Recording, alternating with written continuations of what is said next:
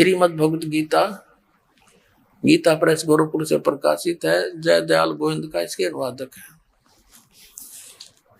इसके 18वें अध्याय के 66वें श्लोक में आपको दिखाते हैं। ये है श्रीमद् भगवत गीता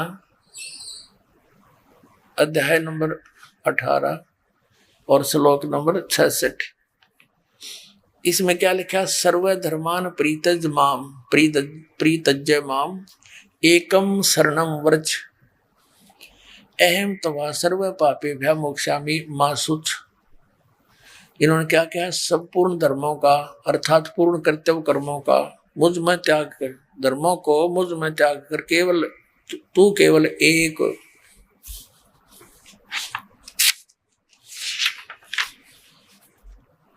मुझ माम का अर्थ के लिखा है मुझ सर्वशक्ति शक्तिमान सर्वाधार परमेश्वर की शरण में। शरणम माने शरण में, व्रज माने आजा।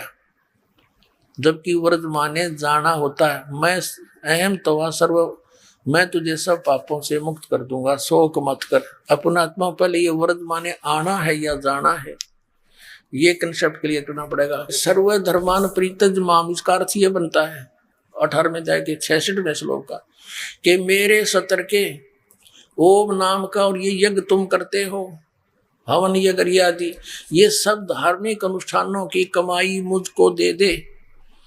फिर तू उस सर्वशक्तिमान उस एकम जिसके बराबर दूसरा ना हो उसकी शरण में जा। और ये कहते मेरी शरण में आ। दूसरे अध्याय के 7वें श्लोक में अर्जुन कहता है कि मैं आपकी शरण में हूं। इसकी शरण में तो पहले ही था और मेरी वो दीप काम नहीं करती, मुझे मेरे हित में जो हो आप बताओ, मैं तो आपकी शरण हूं। और फिर इन्होंने कहा मेरी शरण में आ जा। ये तो वर्ज माने जाना होता है। अभी दिखाते हैं आप, ये देखिएगा एक शब्द कोश दिखाते हैं। ये है संस्कृत हिंदी कोश, इसका वामन शिवराम आपटे इसका संग्रह करता है।